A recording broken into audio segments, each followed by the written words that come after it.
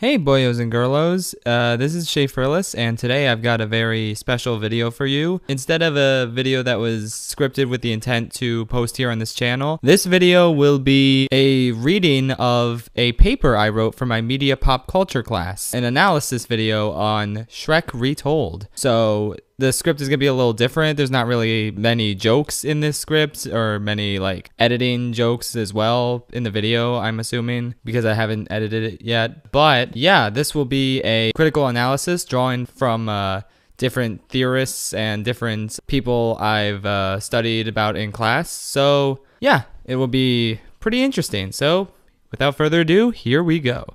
Shrek Retold, a shot-for-shot crowdsourced remake of the 2001 animated film Shrek, is one of the most shockingly original and compelling films I have seen in quite some time. Regarding this project as a film might seem a bit strange, but upon further consideration, it undeniably fits the description.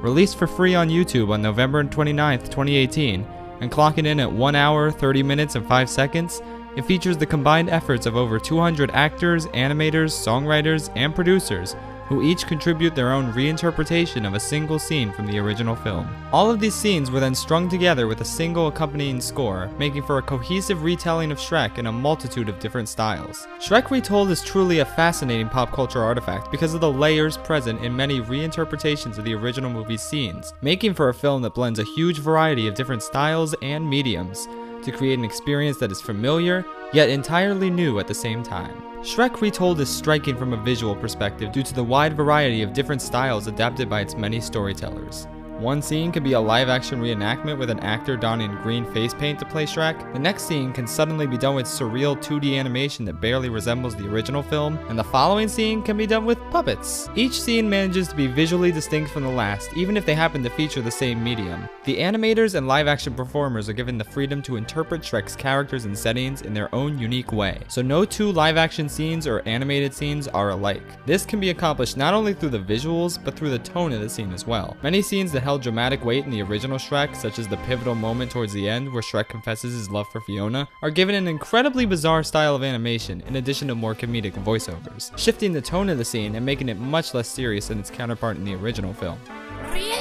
It may be tempting to consider this entire project little more than a well-produced joke, since it may not seem to offer any true value over the original film at first glance. However, the reinterpretations of key scenes present in Shrek Retold have the potential to invoke new tones that aren't necessarily comedic, and even flesh out the characters from the original in surprising new ways. For instance, there are original songs added throughout the film's runtime, one of which, at the 47-minute timestamp in the YouTube video, showcases a look at Shrek's inner psyche and visually explains why he feels rejected by the world. This is a key point in the original film that is expanded on in unexpectedly dramatic ways in this remake. In addition, at the 55-minute 28-second timestamp in the video, another song is added that adds an unexpectedly whimsical tone to the story, all the while strengthening the audience's understanding of Shrek and Fiona's blooming romance. The fact that a crowdsourced, tonally inconsistent remake manages to improve on the original film in key dramatic ways is truly astounding.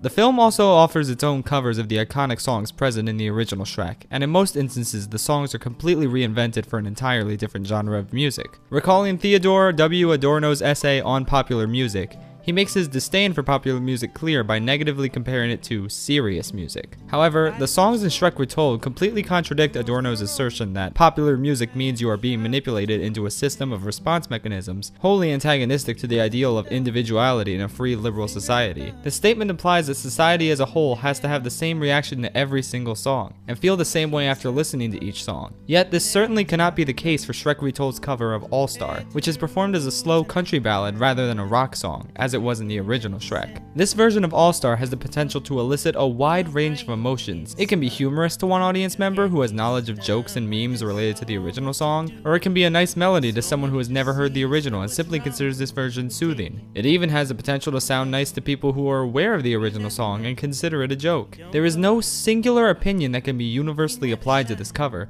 which means Adorno's statement about societal manipulation through popular music is invalid. Likewise, the film's cover of Hallelujah by Leonard Leonard Cohen offers a unique take on the original's melancholic tone. The performer, David Lieb Hart, purposely messes up many of the words and cracks his voice during the song, which, combined with the bizarre puppets he utilizes throughout the performance, makes for an intentionally comedic recreation of the scene from the original film. However, it also features unique instrumentation and chord progression compared to the original, including an electric guitar that kicks in during the final chorus. This makes for a thoroughly unique cover that offers a different take outside of mere parody. Adorno mentions how popular music emphasizes very primitive harmonic facts and an ultimately familiar, non-novel experience. And yet, this film offers a cover that takes a familiar song and adapts it into a novel experience, from both a comedic perspective and a legitimate musical point of view. Another incredibly fascinating perspective to analyze Shrek Retold from is through the lens of Jean Baudrillard's essay, The Procession of Simulacra. By considering Baudrillard's famous analogy of the map, which features signs and symbols that represent the real territory, we can recontextualize many of the images we see in Shrek Retold as symbols of the characters and settings from the original film. For instance, at the 23-minute 43-second timestamp in the video,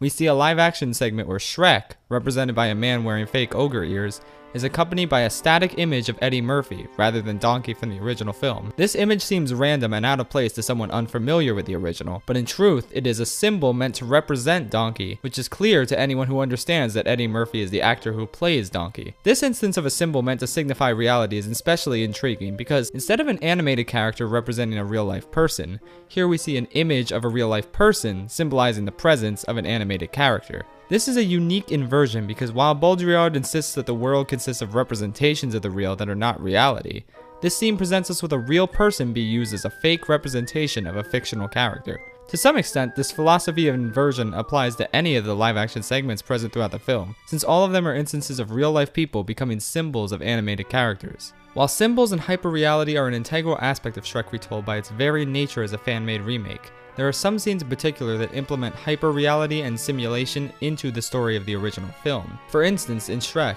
the villainous Lord Farquaad participates in a dating show spoof hosted by the Magic Mirror, where he chooses between 3 princesses for his future bride. This scene's counterpart in Shrek Retold, found at the 18-minute 32-second timestamp, is reinterpreted as Lord Farquaad browsing dating sites on the internet, and eventually matching with Fiona on Tinder. This is an interesting way of incorporating modern technologies that did not exist at the time the original Shrek was released, let alone the time period the film takes place in. It adds a layer of the simulacra to the story through the use of a screen interaction, replacing the physical interaction Farquaad had with the talking mirror in the original film. In a way, it also strengthens the notion that Farquaad feels no genuine human connection with the princess he plans to marry, only wanting to use her as a way to become king. Regardless of whether or not this was the intention of the individual who remade the scene, this emphasis on the simulacra helped to better convey a key aspect of Farquaad's character, a truly impressive feat for a crowdsourced remake. Shrek Retold can also be analyzed through the lens of Barbara Creed's From Here to Modernity, Feminism and Postmodernism. In particular, the segment of Creed's chapter that focuses on Fredric Jameson's dissection of the nostalgia film seems incredibly apt for a discussion related to Shrek, since the original film is seen as a nostalgic property to younger generations. Jameson discusses a category of films such as Star Wars or Raiders of the Lost Ark, which, while not strictly historical, recreate cultural experiences in the forms of pastiche, as well as reawakening a sense of past in the viewer. One is inclined to wonder where Shrek Retold fits into this discussion. For starters, the original Shrek is somewhat akin to a film like Star Wars or Raiders, but its goals are inverted. It invokes fairy tales, which are significant cultural experiences that many viewers find a sense of past in. Yet it turns the tropes of traditional fairy tales on their head by delivering an unexpected take on the entire concept of a fairy tale. Shrek Retold, meanwhile, adds an entirely new layer of recreation to a film that already served as a subversive recreation of the familiar concept of fairy tales. Not only is the film adapting the original Shrek in its fairy tale setting, but it is also incorporating many different styles of animation, each of which invoke their own feeling in the viewer. People who grew up watching anime, for instance, can appreciate and find a sense of past in the scene at the 23-minute 47-second timestamp, where Shrek battles Lord Farquaad's knights, as it is done in the style of an anime. This is just one of many styles of animation that has the potential to invoke nostalgia in the viewer, meaning Shrek Retold functions as a dual source of nostalgia to the viewer.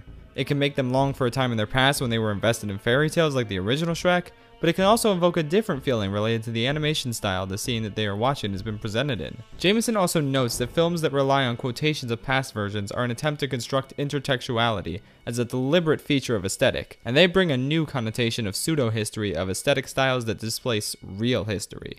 Considering Shrek Retold through the context of this assertion is vital. It is, after all, a remake that heavily relies on recreating the scenes and dialogue from the original. However, many of the scenes in the film opt to change the dialogue, whether through minor tweaks or large alterations. Some scenes in Shrek Retold play out without any dialogue whatsoever, instead recreating the original movie's scenes through simple noises and facial expressions. The idea that Shrek Retold would ever attempt to displace the real Shrek is absurd in nature.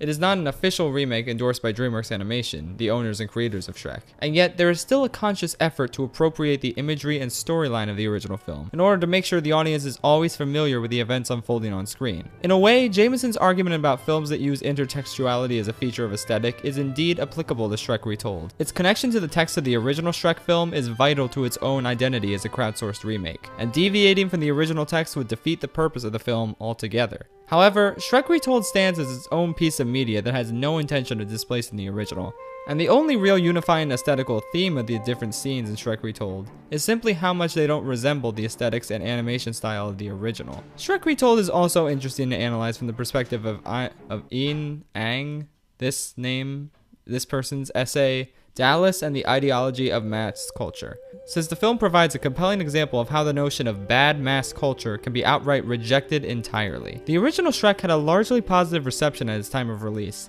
but as the years went on, many derided it for starting a trend of excessive pop culture references and adult humor in animated films. It was regarded as too mainstream for its own good, and after a few bad sequels, it gradually stopped being respected in the realm of animation, eventually becoming little more than a dumb meme in the eyes of many internet users. Shrek Retold, however, was born out of the passion that Grant Dufferin, the project's organizer, had for the original Shrek film. He denies having any sort of ironic enjoyment for the movie, claiming his love for Shrek is genuine. In an interview with Quartz, Dufferin compared his enjoyment of Shrek with a love for ice cream, stating, I have no idea if it's possible to like something ironically. It's like, could you enjoy ice cream ironically?